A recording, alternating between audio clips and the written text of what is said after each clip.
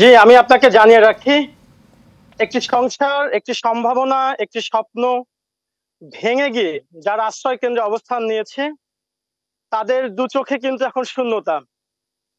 গত সপ্তাহব্যাপী পানিবন্দী থাকার পরও পানি কমার যখন কোনো সম্ভাবনা নেই, তখন অনেকেই কিন্তু রাস্তায় ত্রাণের জন্য ভিড় করছেন।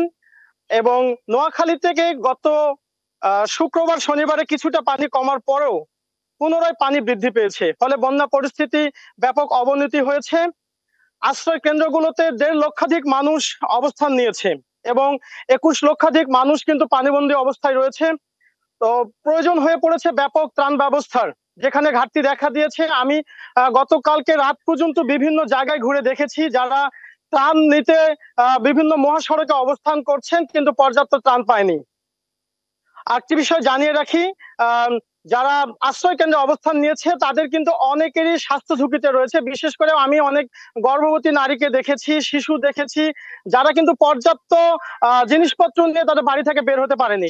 ফলে দেখা দিয়েছে তাদের প্রয়োজনীয় কাপড় চোপড়ের প্রয়োজন, মেডিকেল সার্ভিসের প্রয়োজন, যেগুলোর কোনো ব্যবস্থাপনা কিন্তু আমার চোখে পড়েনি। আরেকটি বিষয় জানিয়ে রাখি, এমন কিছু ব্যক্তি এখন ত্রাণের জন্য লাইনে দাঁড়িয়েছে যারা সর্বশেষ পর্যন্ত বাড়িতে ছিল, চেষ্টা করেছে কি যদি বন্যা পরিস্থিতি উন্নতি হয় তাহলে কিন্তু বাড়িঘর থেকে বেরোবে না, কিন্তু শেষ মুহূর্তে তারা আশ্রয় কেন্দ্রে অবস্থান নিয়েছে।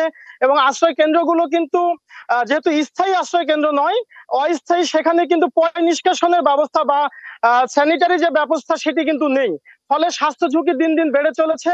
এবং আরেকটি বিষয় আপনাকে জানিয়ে রাখি, সেটি হচ্ছে বিদ্যুৎ ব্যবস্থা কিন্তু ব্যাপক অবনতি হয়েছে। গতকালকে নোয়াখালীতে দুজন বিদ্যুৎ কর্মী কিন্তু বিদ্যুৎ সংযোগ দিতে গিয়ে মৃত্যুবরণ করেছে। আর যারা স্বেচ্ছাসেবী আছে তারা কিন্তু রাত থেকে বিভিন্ন অঞ্চলে ত্রাণ নিয়ে আসছে, কিন্তু নৌযানের ঘাটতির কারণে পর্যাপ্ত ত্রাণ সরবরাহ করা যাচ্ছে না। আমি এই মুহূর্তে আমার সঙ্গে একটি টিম আছে, তাদের কাছ থেকে জানতে চাবো তারা কোথা থেকে আসছেন এবং কিভাবে সার্ভিসটা দিচ্ছেন। জি, আমাদেরকে একটু জানাবেন। ধন্যবাদ। আমি এসেছি গাজীপুরের শ্রীপুরের মাওনা চৌরাস্তা থেকে। আমরা একটা নাগরিক ফোরাম সংগঠনের ব্যানারে আমরা এসেছি। আসলে যে এই যে নোয়াখালীর সোনাইমুড়িতে আমরা এখন আছি। আসলে এখানে সকাল থেকে আমরা এই এলাকার বিভিন্ন এলাকা ঘুরেছি এবং দেখেছি যে লক্ষাধিকের উপরে মানুষ আমরা চোখে পড়েছে পানিবন্দী হয়ে রয়েছে এবং খাদ্য এবং তাদের স্বাস্থ্য ঝুঁকি, যে ওষুধ পাচ্ছে না ঠিক মতো, খাদ্য পাচ্ছে না।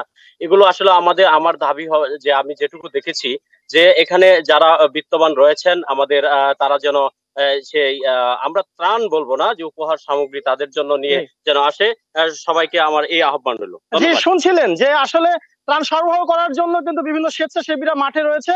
প্রয়োজনীয় ব্যবস্থা নিলে এবং ব্যবস্থাপনা যদি সঠিকভাবে করা যায় তাহলে যারা বন্যায় আশ্রয় কেন্দ্রে আছে এবং বন্যা আটকা পড়েছে তারা কিন্তু উপকৃত হবে। এই ছিল নোয়াখালী থেকে সর্বশেষ আমার কাছে।